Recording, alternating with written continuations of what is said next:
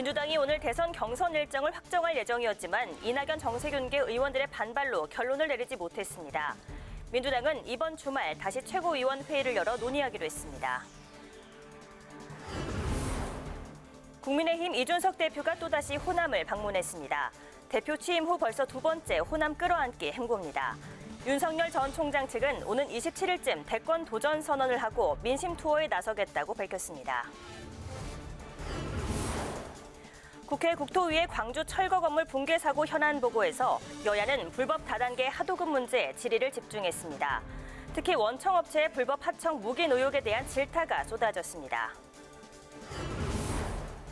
청년 정치인의 시각으로 이슈를 분석해보는 청년 맞수. 오늘은 청년과 586 세대를 화두로 내건 여야 교섭단체 대표 연설의 주요 내용과 찬반 논쟁이 뜨거운 차별금지법과 종부세 등 정책 이슈를 짚어봅니다.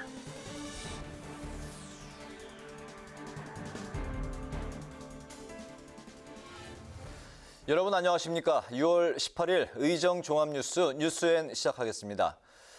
더불어민주당이 종합부동산세와 양도소득세 완화에 대한 찬반 끝장 토론을 벌였지만 접점을 찾지 못했습니다. 결국 온라인 투표에 붙여 현재 표결이 진행 중입니다. 토론에선 찬반이 팽팽히 맞섰는데 찬성 측은 부동산 민심을 잡지 못하면 내년 대선에서도 질 수 있다며 세제 완화를 주장했고 반대 측은 부자 감세에 불과하고 세제 완화로 인한 민심 잡기 효과는 별로 크지 않을 것이라고 반박했습니다. 자세한 소식 취재기자 연결해 알아봅니다. 김희원 기자 전해주시죠. 네, 더불어민주당은 종합부동산세와 양도소득세 완화에 대해 전체 의원들을 대상으로 현재 온라인 투표를 진행 중입니다. 민주당은 지난달 27일에 이어 오늘 정책의원총회를 열고 특위안을 논의했지만 찬반이 팽팽해 결론을 짓지 못하고 표결에 붙였습니다. 표결에서 특위안이 통과되면 공시가격 상위 2%에 해당하는 1가구 1주택자에 종부세가 부과되고 양도소득세 비과세 기준은 현행 9억 원에서 12억 원으로 상향됩니다. 반대로 부결이 되면 정부가 마련한 보완책이 적용될 전망입니다. 정부안은 공시가격 9억 원 이상의 과세를 매기는 현행 종부세를 유지하되 과세 이연 제도 도입과 공정시장 가액 비율 90% 동결, 10년 이상 장기 거주 공제 10%포인트 신설로 세부담 일부를 완화하는 내용입니다. 찬반이 팽팽히 맞선 의총에서 찬성 측 발표에 나선 김진표 부동산특위위원장은 집값 상승과 세부담 폭증으로 인한 부동산 민심을 잡지 못하면 내년 대선에서도 필패가 예상된다며 종부세 부과를 상위 2%로 완화해야 한다고 주장했습니다. 양도세 완화와 관련해선 현행 시가 9억 원 비과세 기준이 지난 2008년에 설정됐다며 물가와 주택가격 상승률을 반영해야 한다고 강조했습니다. 반대 측 발표에 나선 진성준 의원은 집값 폭등의 결과로 세부담이 늘었는데 집값은 잡지 않고 감세를 하는 건 실효적인 대책이 아니라고 반박했습니다. 또 종부세 완화로 혜택을 보는 사람은 9만여 명인데 감세로 얻는 지지표보다 상대적 허탈감을 느끼는 이탈표가 더 많을 거라고 덧붙였습니다. 종부세와 양도세 완화에 대한 투표 결과는 잠시 후에 나올 예정입니다. 국회방송 김희연입니다. 더불어민주당 지도부는 오늘 대통령 선거 후보 선출을 위한 당내 경선 일정을 논의했지만 결론을 내지 못했습니다. 경선 연기 여부를 두고 당내 이견이 표출됐기 때문인데요.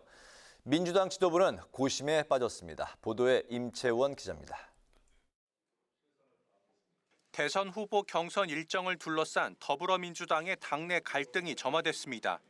송영길 대표는 당원 당규대로 대선 180일 전에 후보를 9월에 선출하는 경선 일정을 확정하려고 했는데 이낙연 전 대표와 정세균 전 총리 측 의원들의 반대에 부딪혔습니다.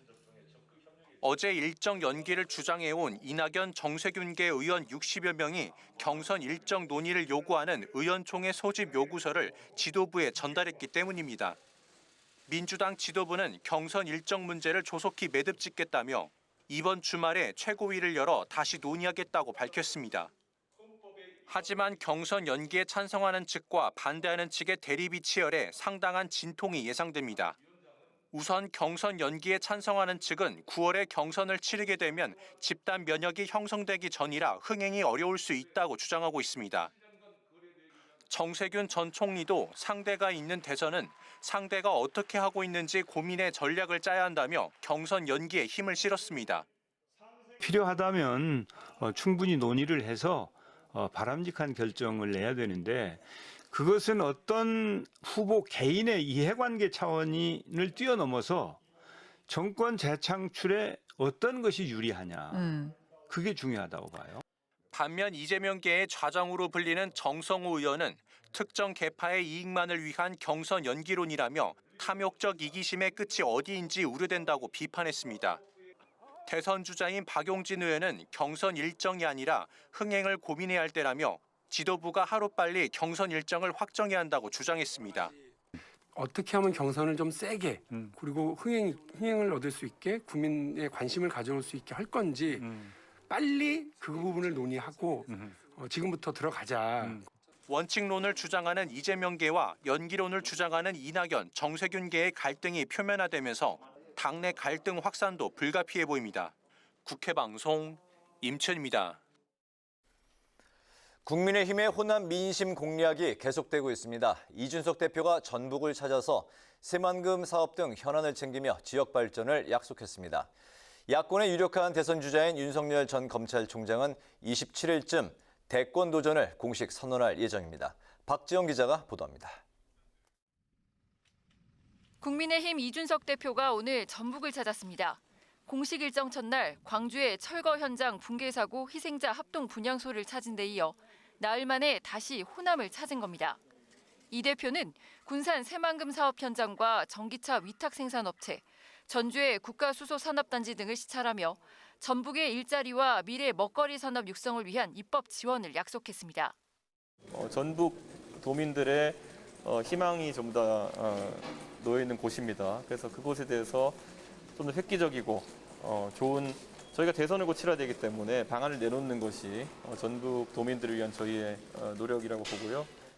내년 대선을 앞둔 야권 대선 주자들의 움직임도 빨라지고 있습니다. 지지율 선두를 달리고 있는 윤석열 전 검찰총장은 오는 27일쯤 대권 도전을 공식 선언할 예정입니다. 윤 전 총장의 국민의힘 입당 시기는 빠르면 7월 초가 될 것으로 전망됩니다. 국민들에게 내가 왜 정치를 하는지, 어떤 대한민국을 만들 것인지 등이 아마 그 내용이 포함이 될 겁니다. 정치에 나서는 선언, 대권 도전 선언이라고 보시면 될 것 같습니다. 일찌감치 대권 도전을 선언한 유승민 전 의원은 20일 대구에서 창립하는 지지 모임 참석을 시작으로 대권 행보에 나서고 야권의 러브콜을 받고 있는 최재형 감사원장도 대선 출마 여부에 대한 입장을 조만간 밝힐 예정입니다. 국민의힘 초선 의원 공부 모임 명불허전 보수단은 다음 주부터 3주 동안 당 내외의 대선 주자들을 초청해 강연을 듣습니다. 23일 하태경 의원, 30일에는 홍준표 의원이, 다음 달 7일에는 김태호 의원이 강연에 나설 예정이고 앞으로 윤 전 총장 등 범야권의 주요 대선 주자들도 섭외한다는 계획입니다. 국회방송 박지영입니다. 국회 국토교통위원회가 17명의 사상자를 낸 광주 철거 건물 붕괴 참사의 관련자들을 불러서 참사에 대한 현안 보고를 받았습니다. 여야 의원들은 불법 하도급과 관리 감독 문제를 지적하며 국토부와 원청인 현대산업개발 측을 질타했습니다. 김동희 기자의 보도입니다. 여야 의원들은 광주 건물 붕괴 참사는 건설업계의 고질병인 불법 하도급이 반복된 결과라며 목소리를 높였습니다. 특히 원청인 현대개발산업 측에는 다단계식 하도급 문제를 알고도 방관했다는 의혹을 제기했습니다. 현장 작업자들의 고용 산재와 노무비 신고 내역과 같은 지출 내역만 봐도 재하도급이 있는지 뻔히 아는데 묵인하고 넘어가는 게 아니냐는 겁니다. 작년에 서울시로부터 하도급 또는 재하도급 통지 의무 위반으로 과태료 받으셨죠? 예. 조치 안 취하셨습니까? 그냥 과태료만 내면 끝납니까? 하도급 문제는 결국 원청업체의 책임이라는 질타도 이어졌습니다. 이 다단계 하도급이 적폐라는 것은 세상이 다 아는 일인데 30년 건설업계에서 일하셨으면서 그걸 몰랐다. 지나가는 소가 웃을 일 아니에요, 이거? 네, 죄송스럽게 생각하고 있습니다. 그러면 몰랐다면 면죄부가 됩니까? 공사에 참여하는 모든 주체에게 안전관리 책임을 부여해 형사 책임을 강력하게 물을 수 있도록 하는 건설안전특별법의 필요성도 제기됐습니다. 불법 하도급자에 대한 처벌을 지금보다 강화시키고 그다음에 불법 하도급을 받은 재하도급자라도 만일 그 사실을 신고하면은 형사 면책을 해주면서 원청업체를 처벌하는 이런 방법을 도입할 수는 없습니까? 예, 그런 방법을 포함해서 협의를 하도록 하겠습니다. 광주 사고와 이천 쿠팡 물류센터 화재 등 잇단 인명피해 사고와 관련해 근본적인 원인 진단이 우선돼야 한다는 지적도 나왔습니다. 계속해서 일어나고 또 이번 광주의 건물 붕괴 참사가 왜 일어났다고 생각하십니까? 노형욱 장관은 법령 등 제도 개선에도 불구하고 비슷한 사고가 반복되는 것은 현장에서 제대로 지켜지지 않기 때문이라고 말했습니다. 제도를 바꾸지만 현장에서 제대로 실행이 되고 있지 않다. 그리고 아직도 안전에 대한 불감증이 광범위하게 퍼져 있구나 하는 것들을. 한편 국토위는 전체 회의에서 공공주택 특별법 개정안을 가결했습니다. 공공주택 특별법 개정안에는 도심 공공주택 복합사업 예비지구가 지정된 지 6개월 안에 주민 50% 이상의 동의를 받지 못하면 자동 해제되는 조항이 포함됐습니다. 국회 방송 김동희입니다. 야권에서 잠재적 대권주자로 거론되고 있는 최재형 감사원장이 대선 질문과 관련해 조만간 생각을 내놓겠다며 처음으로 공식 입장을 밝혔습니다. 국민의힘은 공수처가 윤석열 전 검찰총장을 입건한 데에 대해 비판을 쏟아냈습니다. 강민지 기자가 전합니다.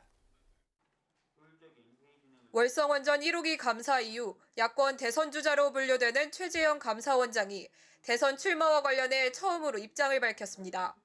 여권이 최 원장을 향해 대선 출마설에 대한 명확한 답을 요구하면서입니다. 최근에 저희 거치 또는 제가 어떤 다른 역할을 해야 되지 않느냐 이런 부분에 대해서 언론이나 정치권에서 많은 소문과 억측이 있는 거 잘 알고 있습니다.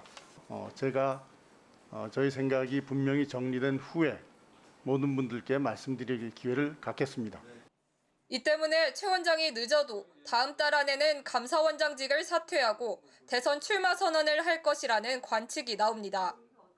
그러자 여권에서는 퇴임 직후 정치 활동을 하는 것은 정치적 중립성을 훼손하는 것이라며 최 원장은 물론 윤석열 전 검찰총장까지 함께 겨냥했습니다. 헌법기관장이신 감사원장이나 그다음에 검찰총장이나 이런 분들이 직무를 마치자마자 바로 선거에 출마하고 또 재직 중에 선거에 나간다는 얘기가 나오고 이런 것들이 정치적 중립을 위해서 바람직한 현상입니까? 반면 국민의힘은 공수처가 최근 윤 전 총장을 직권남용 혐의로 입건한 것과 관련해 절차적 정당성과 의도를 문제 삼았습니다.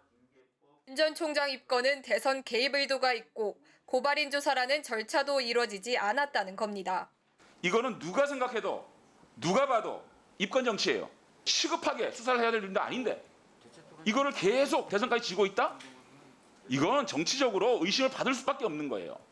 김진욱 공수처장은 대통령 선거 전 수사를 마쳐 대선엔 영향이 없도록 하겠다는 입장을 밝혔습니다.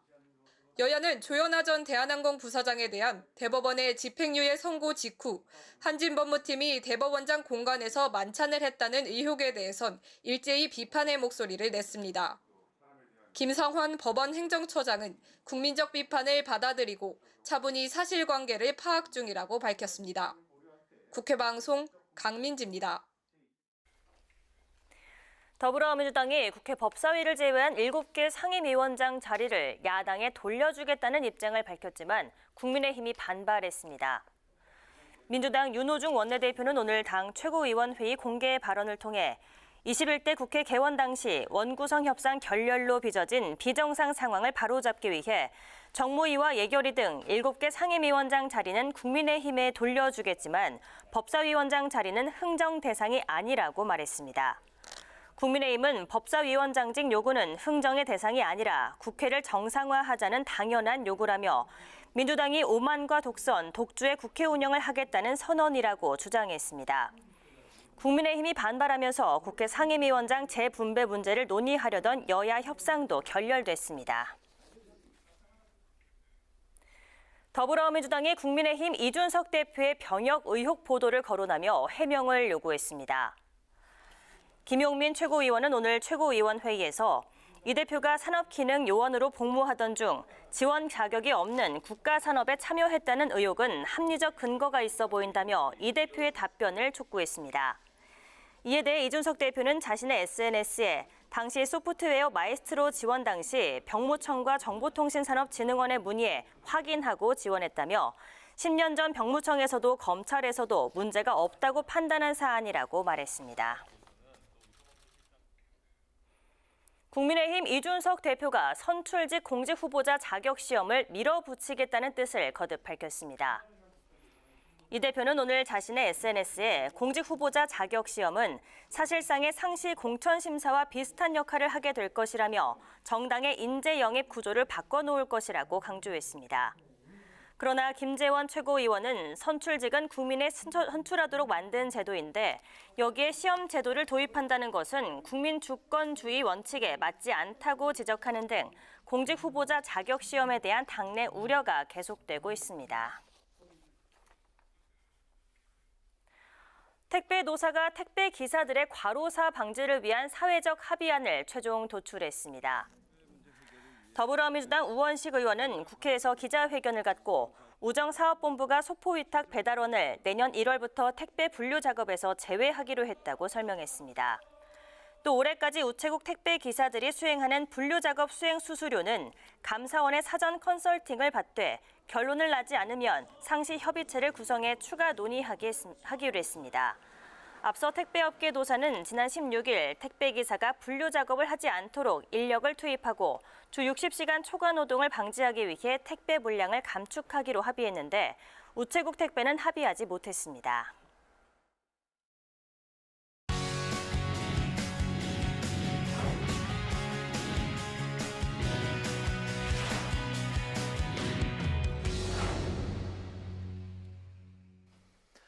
네, 오늘 이슈 분석 김동길 기자와 함께합니다. 김 기자, 어서 오십시오. 네, 안녕하세요. 네.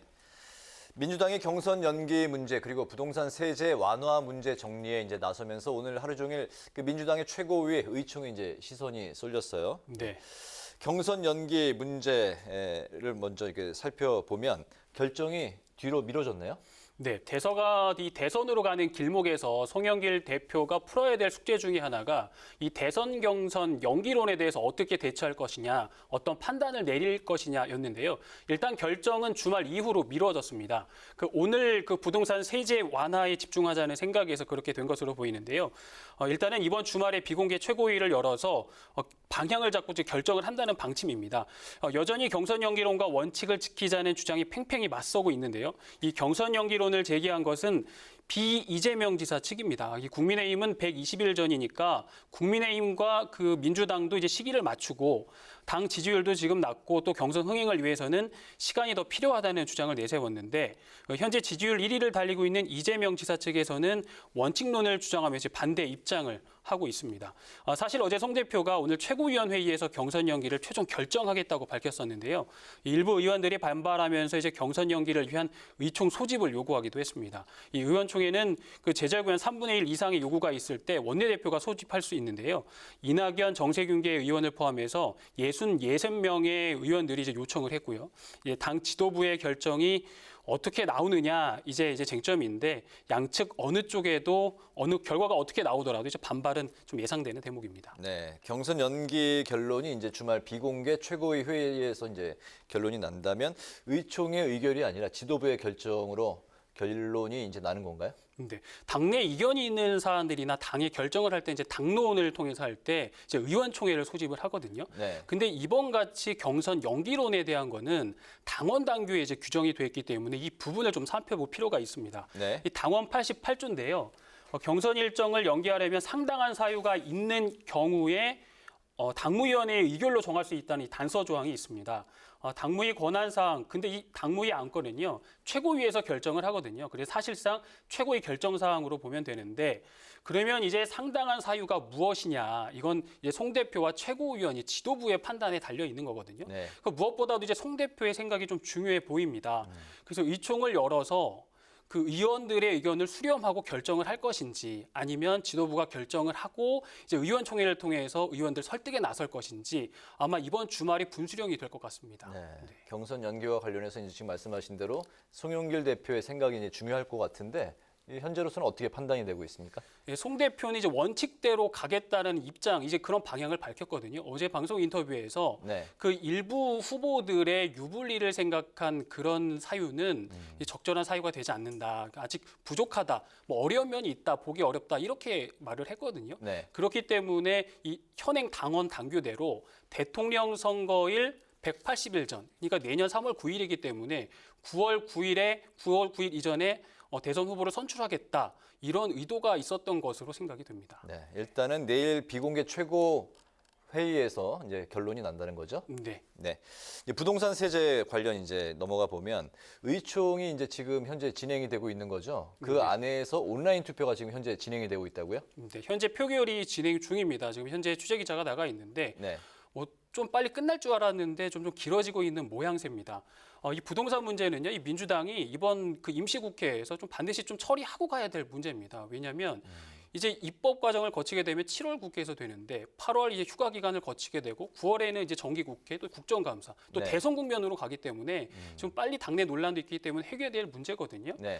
그래서 이제 찬성과 반대 입장이 워낙 팽팽히 맞섰는데 오늘 이제 진행된 일정을 보니까 김진표 부동산 특위위원장이 특위안을 가지고 이제 찬성하는 입장에 부동산 세제를 완화하자는 입장에 발표를 했고 네. 이에 반대하는 측에서는 진성준 의원이 나왔어요. 대표적으로 지금 목소리를 내고 있는데 네. 진성준 의원이 기조 발표식으로 이제 설명을 했고 이제 찬성과 반대하는 의원들의 토론이 이루어졌습니다. 그래도 이제 결정이 안 나기 때문에 워낙 이제 팽팽하니까 의견이 모아지지 않아서 결국 표결 처리까지 갔거든요. 그래서 지금 온라인 투표가 진행 중인데 아마 조금 지나면 나오지 않을까 지금 그렇게 보고 있습니다. 네, 부동산 세제 완화에 대한 이제 찬성과 반대 입장 중에서 먼저 찬성 입장부터 살펴볼까요? 네, 찬성하는 입장은 이 민주당은요 4.7 재보선에 이제 패했잖아요. 그리고 이제 지지율도 지금 떨어지고 있는 형국이거든요. 네. 이 원인 중에 하나를 어디로 보냐면 부동산 대책을 보고 있거든요. 그래서 이제 송영길 대표라든지 아니 부동산 특위위원장 같은 경우는 부동산 세제를 완화해야 된다. 이 공시지가 현실화로 이제 국민들의 세금이 이제 많이 늘어나게 됐습니다. 그런데 그 집값이 일반적으로 올라가면 이게 좋아할 텐데 왜 반발하는 것일까? 그런데 이 부동산을 사고 팔고의 투자의 개념으로 보시는 분들은 모르겠지만 그냥 내 집에 살고 있으셨던 분들은 지난해 안 냈던 세금을 더 내는 게 된 겁니다. 그러니까 실거주자 입장에서는요. 그렇죠. 네. 그러니까 나는 팔 생각도 없고 나는 그냥 그 집에서 계속 살고 싶은데 세금을 더 내라는 거거든요. 그러니까 이에 대한 불만이 터져 나왔고 결국에는 이제 정부의 대책이 투기 세력을 잡기 위한 대책이었는데 불똥이 튀어버린 거예요. 그래서 이 송영길 대표, 김진표 또 부동산 특위위원장은 내년 대선 승리를 위해서는 실수요 1가구 1주택에 대한 이 종합부동산세와 양도소득세는 좀 반드시 낮춰야 한다는 그런 입장이었습니다. 그래서 민주당이 부동산 특위를 가동하고요. 특위안으로 나온 게 이제 종합부동세 완화 방안으로 공시가격 상위 2%에 해당하는 주택에 종부세를 부과하는 건데요. 이렇게 될 경우에는 공시가격 기준이 약 11억 원 이상으로 올라가게 됩니다. 그래서 현행대로라면 한 52만 6천 가구가 종부세를 내야 하는데 이것이 이제 28만여 가구로 이제 한 절반 정도로 줄어드는 거나요? 예, 그렇죠. 그리고 또 보면 양도세 같은 경우는요.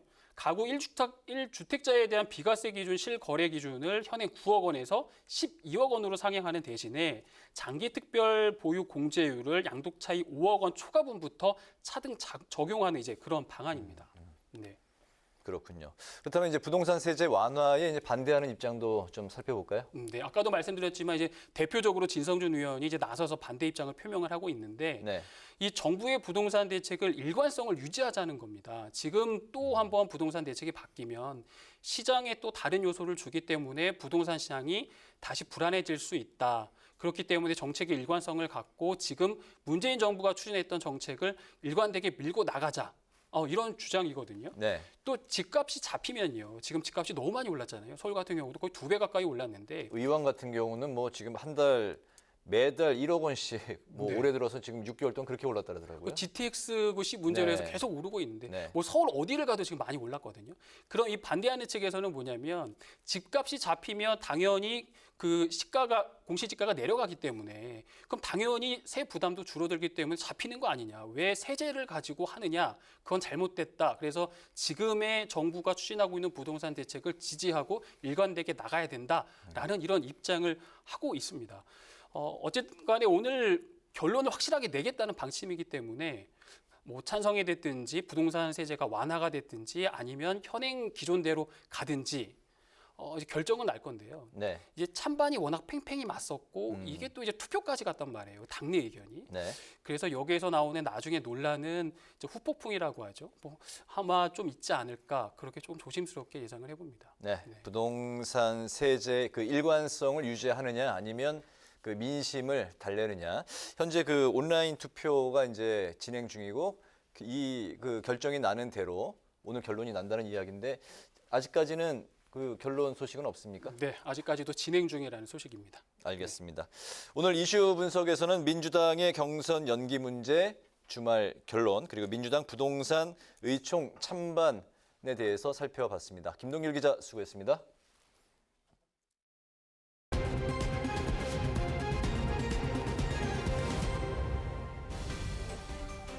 오늘의 정치톡 시간입니다. 6월 18일 시선을 집중시킨 정치 뉴스 만나보시죠.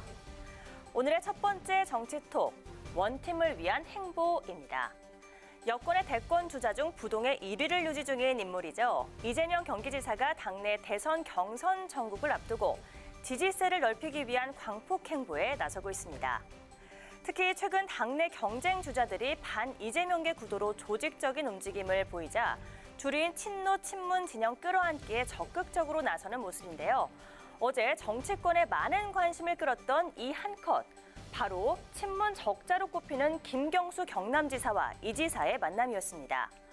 표면적으로는 경기와 경남의 정책 협약식이었지만 집권 여당의 유력 대선 주자와 최대 주주 세력의 상징적 인물이 만났기 때문에 정치권에선 그 이상의 의미로 해석이 됐습니다. 이 지사는 회동 후 페이스북에 말이 아닌 실천으로 원팀이 되어 당면한 파도를 함께 넘겠다는 글을 남기며 원팀을 강조했는데요. 김 지사도 오늘 이에 화답했습니다. 친문, 반문 이런 식으로 구분하는 것은 정말 이 당의 우리 현재 현실하고 전혀 맞지가 않고요. 민주당은 전체가 친문으로 봐야 되지 않겠습니까? 다만 그 안에서 누가 더 잘할 것인가를 경쟁하는 거죠. 그러니까 이재명 지사도 문재인 정부와 궤를 같이 하는 과정에서 경쟁을 하고 있다 이렇게 저는 봅니다. 친노와 친문이 반 이재명계 중심이라는 일각의 시선에 대해 전혀 동의하지 않는다는 김경수 지사. 민주당은 전체가 친문이고 이 지사 역시 친문이라며 이 지사의 원팀론에 힘을 실었습니다. 현재 이 지사를 지원하는 양대 조직으로는 전국 지지 모임인 민주평화광장과 의원 모임인 성공포럼을 꼽을 수 있는데요. 이 중 민주평화광장에 이해찬계 인사들이 대거 합류하면서 이 전 대표가 이 지사를 지원하는 게 아니냐는 해석이 나오기도 했죠. 경쟁 주자들에 비해 당내 기반이 부족하다는 평가를 받는 이 지사의 원팀을 위한 행보가 경선 연기론을 놓고 불거진 내부 갈등을 봉합하고 지지세를 넓히는 계기가 될 수 있을지 지켜봐야겠습니다. 이어 오늘의 두 번째 정치톡, 윤석열의 민심 투어입니다. 그동안 간보기 정치다, 전원 정치만 하고 있다는 비판을 받아왔던 윤석열 전 검찰총장이 드디어 윤석열의 시간표를 내보였습니다. 윤 전 총장 측 이동훈 대변인이 오늘 등판 시기와 관련해 구체적인 날짜를 언급했는데요. 먼저 들어보시죠. 날짜는 아마 27일 검토했는데 그날이 이제 일요일입니다. 그래서 이제 조금 늦춰질 수도 있습니다. 지금의 대한민국에 대해서 진단을 하고 국민들에게 내가 왜 정치를 하는지, 어떤 대한민국을 만들 것인지 아마 그냥 포함이 될 겁니다. 정치 나서는 선언, 대권 도전 선언이라고 보시면 될 것 같습니다. 이르면 27일쯤 국민들 앞에서 대권 도전 선언을 할 것이라는 윤 전 총장. 그리고 약 2주 정도 직접 민심 투어를 진행한 이후에 그 결과를 반영해서 입당 문제도 최종 결론을 내겠다는 구상을 밝혔습니다. 그런데 국민들의 목소리를 직접 들어보겠다는 민심 투어. 어딘가 좀 들어본 듯한 느낌이 들지 않으십니까? 이 구상을 들은 김종인 전 비대위원장이 오늘 윤 전 총장의 민심 투어에 대해 이렇게 지적했습니다. 옛날에 뭐 민심 투어 온 사람이 한두 사람이 아니에요. 손학규 씨 같은 사람도 민심 투어를 했고 한철수도 똑같이 민심 투어를. 인위적으로 모양새 갖추기 위한 이런 행동들은 안 하는 것이 좀 현명하다고 해요. 시대가 바뀌었는데도 불구하고 과거와 같은 정치 행태를 계속 보여준다는 것을 국민들에게 짜증만 나게 하는 거지. 민심 투어는 모양새를 갖추기 위한 과거 정치 행태일 뿐이라고 비판한 김 전 위원장. 이런 건 안 하는 게 현명하다 이렇게 돌직구를 날렸습니다. 이에 대해 윤 전 총장 측은 오늘 이동훈 대변인을 통해 시장 다니며 오뎅 먹는 거 아니다. 영향력 있는 분들을 만나 다양한 목소리를 듣겠다며 반박에 나섰습니다. 대선 출마 선언 이후에는 인터뷰와 강연 등을 통해서 본인의 목소리를 자주 그리고 강하게 내겠다고 밝혔는데요. 윤 전 총장의 민심 투어, 과연 이전과는 다른 모습을 보여줄까요? 이상 지금까지 오늘의 정치톡이었습니다.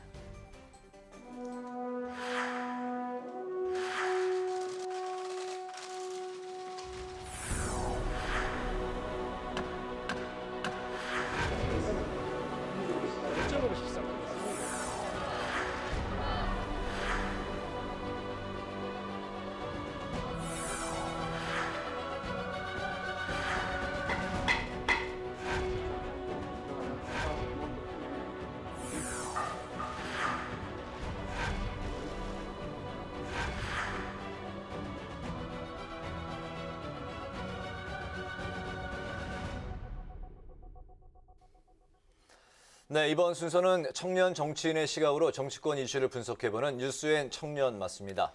오늘도 뜨거운 토론을 펼쳐주실 두 분, 권지웅 전 더불어민주당 청년 대변인 그리고 김재섭 전 국민의힘 비상대책위원 나오셨습니다. 두 분 반갑습니다. 네, 안녕하십니까. 이번 주 여야의 교섭단체 대표 연설로 6월 임시국회 일정이 시작됐습니다. 여야 대표의 연설, 키워드는 역시 최근 화두가 되고 있는 세대 문제였는데요. 잠시 연설 내용 듣고 얘기 나눠보도록 하겠습니다. 저는 대통령님께 청년 문제를 총괄하는 청년 특임장관 신설을 제안하고자 합니다. 장기적이고 종합적인 대책이 필요하기 때문입니다. 청년 장관직은 청년들의 주거, 일자리, 교육 등에 대한 종합적 지원은 물론 청년들이 정부와 소통할 수 있는 창구가 되어야 할 것입니다. 대한민국이 5.18권 운동권이 요새가 되어가고 있습니다. 20대 때 학생운동했다고 30, 40대 국회의원 하더니 40, 50대 되어서 국가요직 휩쓸고 있습니다. 한때 대한민국 체제 뒤집으려고 했던 분들 이제는 꼰대, 수구, 기득권이 됐다고 지탄받고 있습니다.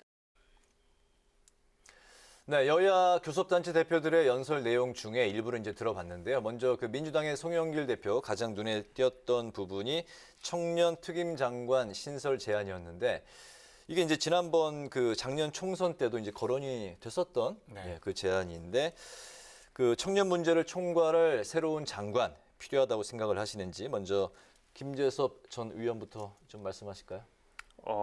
결론부터 말하자면 필요 없다고 생각합니다. 아, 그래요? 네, 워낙 그 청년 이슈가 여의도 정치권을 휩쓸 때마다 항상 청년 뭐뭐, 청년 땡땡을 만들려고 하는 시도는 사실 뭐 하루 이틀 일은 아닙니다. 불과 이제 2달 전의 이야기만 생각을 해봐도요.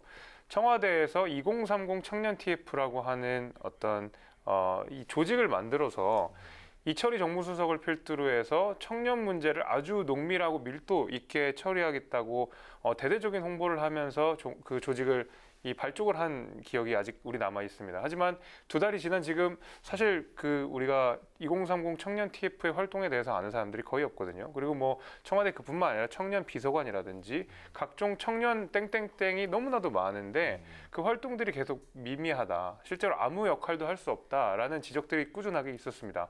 마찬가지로 이번 청년 특임 장관 역시도 사실상 이 정부 조직법이 개편되지 않는 한 사실상 특임 장관 하나로서 이 청년 문제를 해결하기에 대단히 어렵습니다. 이 청년 문제라고 하는 것이 단 한 가지로 정의될 수 있는 것이 아니고 뭐 부동산 문제랄지 일자리 문제랄지 여러 가지 사회 문제랑 겹쳐 있기 때문에 청년 특임 장관 하나만을 임명한다고 해서 청년 문제가 해결된다고 하는 것은 더불어민주당이 청년 문제를 너무 간과하고 있는 것이 아닌가라는 생각을 하게 됩니다.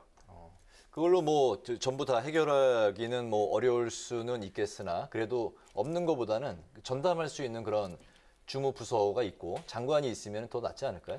물론 뭐 처가 생기고 부가 생기고 하면 좀 다를 텐데요.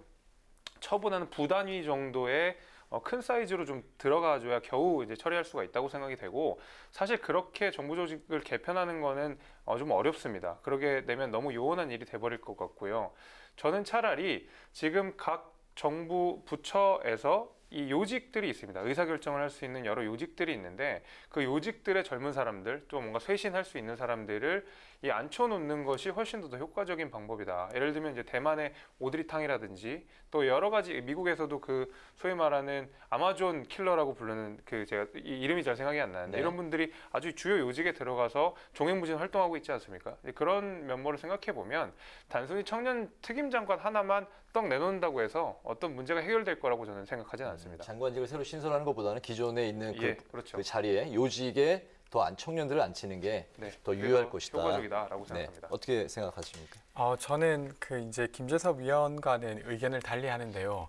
저는 청년 특임 장관을 두는 건 되게 필요한 일이라고 생각합니다. 그러니까 지금 이제 청년기본법이 작년에 만들어진 이래로 지금 청년 정책 추진단을 국무조정실 산하에서 하고 있어요. 그래서 다른 부서를 조정해 가고 있는데, 근데 여기에 더 힘을 실는 조치입니다. 그리고 이것은 더 나아가서 청년 전담 부서 등을 만드는 초석이 될 거라고 보고요.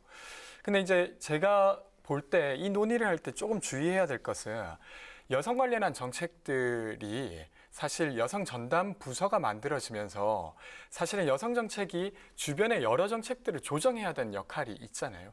근데 전담 부서가 생기면서 그 전담 부서만의 일로 여겨졌던 역사가 좀 있었습니다. 그래서 청년 부서가 생긴다 하더라도 저는 뭐 주거라든지 노동이라든지 여러 영역에 있는 것을 청년의 시각으로 조정할 수 있게, 예를 들면 합의제 행정기구인 국가인권위원회는 조정과 그리고 조사하고 권고할 수 있는 기능을 가진 기구입니다.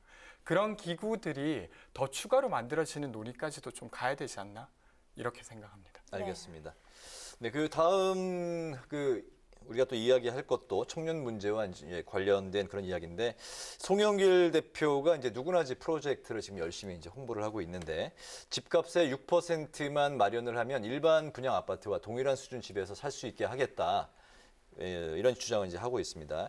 이게 이제 주거 문제, 청년들의 주거 문제를 해결할 수 있는 그런 프로젝트가 될 수 있을지, 그리고 이 프로젝트 자체가 현실성이 있을지, 먼저 이번엔 권지웅 대변인부터 말씀하실까요? 저는 되게 진정성 있게 송영길 대표께서 이것을 진행한다고는 생각합니다. 그리고 또 집을 살 여력이 있고 사고자 했던 사람들에게는 이것이 분명 도움이 될 거라고 생각해요.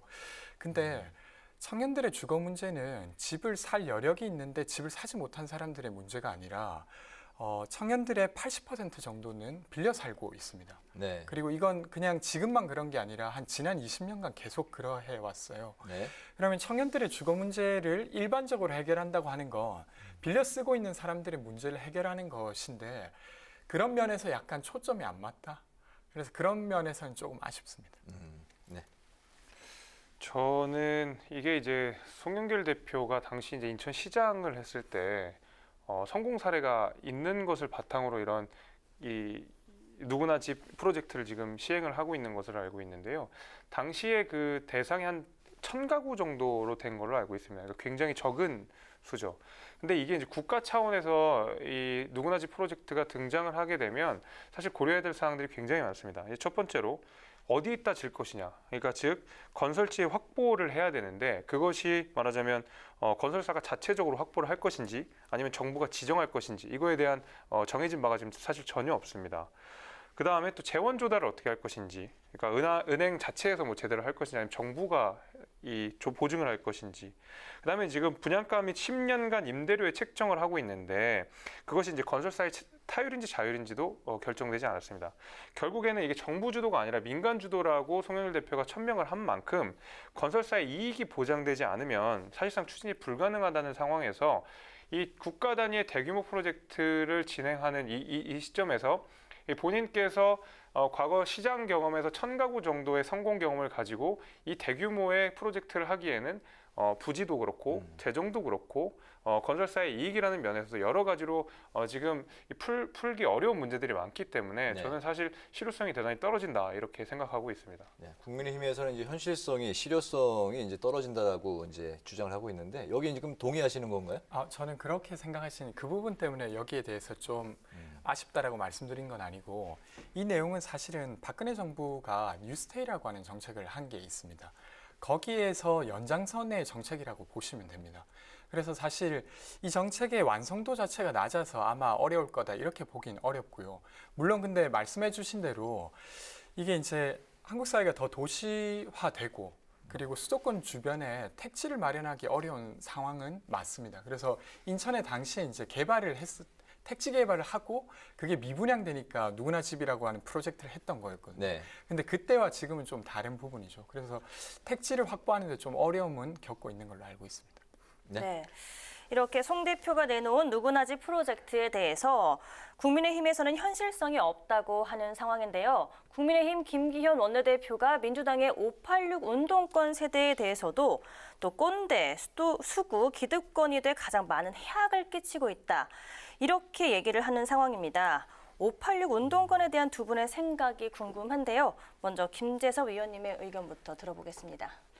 사실 지금 이 소위 말하는 586 세대가 우리 여의도 정치권의 주류인 것은 사실입니다. 그러니까 다행히 이제 80년생인 이준석 대표가 정치의 흐름들을 많이 바꾸고 있으면서 여러 가지 정치의 좋은 그다음에 젊은 변화들을 일으키고 있는 것은 사실인데 사실 우리가 그 불평등의 세대라고 하는 책에서도 잘 나와 있듯이 이 586 이제 당시 이제 386 세대들이 우리 사회의 여러 네트워크를 활용해서 정부 요직뿐만이 아니라 뭐 기업 그다음에 뭐 공공조직 하다못해 이제 정치까지도 막강한 영향력을 행사하고 있는 것이 사실입니다. 그래서 뭐 용태론 이런 얘기까지 나오는데 물론 이렇게 갑자기 나가라고 할 수는 없겠죠. 다만 이게 어떤 바통 터치가 되는 방식으로 차근차근 세대 교체가 이루어지는 방식으로 이렇게 이 세대 교체가 스무스하게 이루어지면 좋겠다라는 그 정도의 바람을 제가 갖고 있습니다.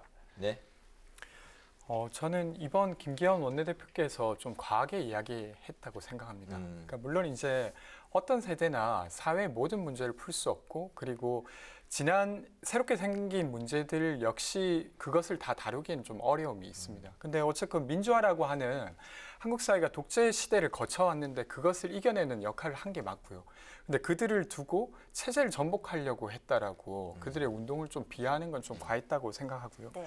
근데 이제 저는 한계는 있다고 생각합니다. 그러니까 지금 교육 문제라든지 아니면 부동산 문제 등에 있어서 지금 한국 사회가 겪고 있는 불평등에 동의는 하더라도 실제로 이분들의 몸은 대부분 그 기득권과 함께 하고 있어요. 예를 들면 저는 2013년도에 목동에 행복주택이 지어지는 계획이 생긴 적이 있었습니다. 근데 그때 국민의힘도 그리고 국민의힘의 전신인 새누리당도 그리고 더불어민주당의 구청장도 이것을 함께 반대했었죠.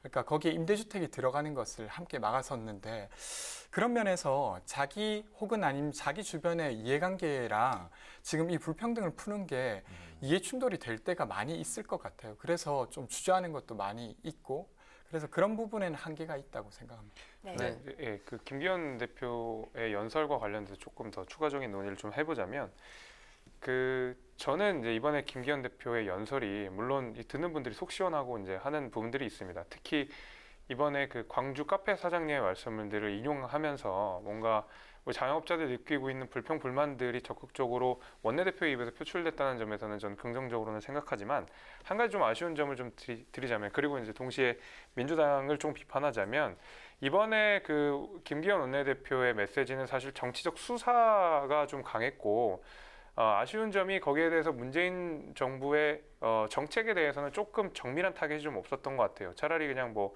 꼰대 수구 기득권이라는 어떤 강한 이 단어를 사용하기보다는 예를 들면 공시지가가 현실화되면서 사실 여러 가지 사회보장제도에서 누락되는 분들이 생기는 것이 있고, 그다음에 일자리를 세금으로 양산하다 보니까 질 좋지 않은 일자들이 나오는 분들이 모양들이 많이 양상되고 있었거든요. 이런 분들을 조금 더 정밀하게 타겟을 해주셨으면 조금 더 국민들이 보시기에 더 좋지 않았을까라는 아쉬움도 같이 생각하고 있습니다. 네, 김기현 원내대표의 이제 연설 중에서 요 워딩에 대한 두 분의 생각이 이제 좀 궁금한데요. 이제 그 586 운동권에 대해서 이제 20대 때 학생 운동을 했다고 해서 30, 40대 국회의원 하더니 40, 50대가 되어 국가 요직을 휩쓸고 있다. 요 워딩에 대한 두 분의 간단한 좀 뭐 평가, 그 느낌. 저는 86세대가 사실은 인구가 되게 많은 세대입니다. 그리고 그때 이제 사실은 독재를 끝내고 형식적 민주화를 이뤄냈던 세대라 이 한국 사회의 헤게모니를 쥐고 있었던 건 저는 맞다고 생각해요. 근데 그것이 그것 자체로 비판받아야 되는가라고 할 때는 그렇게 생각하지는 않습니다. 네. 뭐 체제를 전복시켰다라고 하는 것은 뭐 같은 당이지만 조금 논리적 비약이 있다고 생각합니다. 그러니까 물론 이 소위 말하는 운동권 세력 안에는 체제를 전복하고자 하는 세력이 없었던 것은 아닙니다. 사실 실제로 그런 세력들이 일부 있었던 것은 사실이지만 당시에 학생운동을 하셨던 분들, 그다음에 독재 정권에 맞섰던 분들은 대부분 정말 대한민국의 민주주의를 이룩하고자 뭐 정말 자신의 목숨을 내놓고 이 민주화에 뛰어드셨던 분들 사실 많은 게 사실이거든요. 그래서 이 모든 이 민주화 운동들이 한마디로 체제 전복이라는 단어로서 다 덮이기에는 그들의 노력이 사실 이 지금의 대한민국을 만들었다는 것을 무시할 수 없다라는 평가받을 것도 부분이 있다. 알겠습니다. 말씀드리겠습니다. 네, 이렇게 청년들이 생각하는 86세대에 대한 이야기를 들어봤는데요. 이번에는 찬반 논란이 뜨거운 입법과 정책 현안도 좀 짚어보도록 하겠습니다. 매번 국회 문턱을 넘지 못하는 차별금지법. 이번에는 여당 의원들이 민주당표 차별금지법을 발의를 했는데요. 국민의힘 이준석 대표가 아직 시기상조라는 입장을 내놨습니다. 이 부분에 대해서 권지용 대변인의 의견부터 들어볼까요? 저는 이준석 대표가 실수한 것 같다는 생각이 좀 들었습니다. 왜 그러냐면 사실 이제 대표로 취임을 막 한 다음에는 차별을 폐지하는 것에 동의한다 이렇게 발언을 했다가 불과 한 4, 5일 지나서 그것을 뒤집는 이야기를 했고, 근데 그것을 뒤집는 이야기를 할 때 사실은 저는 사실에 근거하지 않은 이야기를 했다고 생각해요. 그러니까 국민 대다수가 여기에 어떤 우려가 있다라고 표현했는데 최근 5월에 그 여론조사 자료가 하나 나왔는데요. 거기에 이제 그러니까 이제 동성애자를 취업에 있어서 차별해도 되냐라는 질문에 국민의 80%가 그러면 안 된다라고 답했고 네. 20, 30대에는 90%가 그러면 안 된다고 한 이야기예요. 그러니까 어쩌면 한국 사회에 여기에 대한 합의는 이미 거의 이루어졌다고 해도 될 만큼의 이야기인데 네. 굳이 왜 그런 이야기를 했을까라고 네. 하면 사실은 이제 보수를 지지하고 있는 그러니까 기독교의 어떤 일부 분들이 동성애에 대한 아주 강력한 반대를 하고 있고 그것을 대변하는 과정에 좀 말실수가 저는 나왔다고 생각하고, 근데 이게 그 이준석 대표가 처음에 이제 당대표 연설을 하면서 나는 비겁하지 않겠다라고 했어요. 근데 어쩌면 저는 비겁한 일을 지금 하고 있는 게 아닌가 이런 생각이 듭니다. 네. 네. 뭐 저는 당연히 그 반대하는 입장입니다. 그러니까 차별금지법을 반대하는 것이 아니라요. 이준석 대표가 비겁했다는 것에 대해서 인정하기 어렵습니다. 왜냐면요. 그 차별금지법의 취지 자체에 대해서 동감하지 못할 정치인들은 없을 거라고 생각합니다. 적어도 제 자신은 그렇게 생각하는데, 다만 이제 법을 제정하는 것과 그 법이 지향하고자 하는 목적 사이에 괴리가 있는 것을 우리가 한 번쯤은 생각해 볼 필요가 있을 것 같습니다. 사실 아까 말씀드린 대로 동성애자가 취업을 하는 데 있어서 차별을 받아야 되느냐? 당연히 받으면 안 됩니다. 그렇지만 그 차별을 하거나 혹은 뭐 차별의 뉘앙스를 풍겼던 회사를 처벌해야 되느냐? 이것은 또 다른 문제거든요. 근데 차별금지법 같은 경우에는 처벌 교양이 이 엄벌주의를 기반으로 하고 있기 때문에 이 처벌하는 조항들이 들어있지 않습니까? 하지만 지금 어떤 것이 차별 단어인지 어떤 것이 혐오인지에 대한 아직 구체적인 합의들은 좀 없는 것으로 알고 있습니다. 그렇기 때문에 사실 우리 국회나 정부에서 많이 하는 것이 어떤 기본법들을 제정해가지고 제반적인 논의를 또 이루고 그 기본법을 바탕으로 구체적인 논의를 이어간 다음에 구체적인 법안을 또 발의하는 방식이면 더 좋을 것 같다라는 생각이 있고요. 그렇기 때문이라도 지금 당장 시기상조라는 의미는 저는 그렇게 새기고 있거든요. 그러니까 예를 들면 차별금지 기본법, 어떤 기본법 정도로 제정을 해놓고 사회적 합의와 어떤 것이 차별인 것인지 어떤 것이 혐오 단어인지에 대한 구체적인 이 적시가 없으면 잘못하면 너무 포괄적인 처벌 규정이 될 수 있기 때문에 저는 지금 당장 그것이 시기상조라고 하더라도 꼭 그걸 비겁하다고 생각하지 않습니다. 그러니까 저는 만약에 김재섭 의원께서 말씀하신 대로 그렇게 설명했다고 하면 저는 그건 일정 정도 동의를 했을 것 같아요. 근데 뭐라고 말씀하셨냐면 국민 상당수가 우려를 표하고 있기 때문에 내가 여기에서 지금 이것에 대해서 이야기하는 건 시기상조자 이렇게 말한 것이죠. 그래서 말한 대로 법안에 대한 내용을 조정해야 된다거나 아니면 당내에 반대하는 집단이 있기 때문에 제가 여기를 설득하고 오겠다라거나 아니면 설득에 논의를 붙여야 된다라고 말했더라면 저는 비겁하다고 생각하지는 않았을 것 같아요. 근데 이제 지금 그런 이야기를 하지 않으신 거죠. 네. 그 이야기는 이제 뭐 이쯤에서 오늘은 네. 김재섭 의원 아닙니다.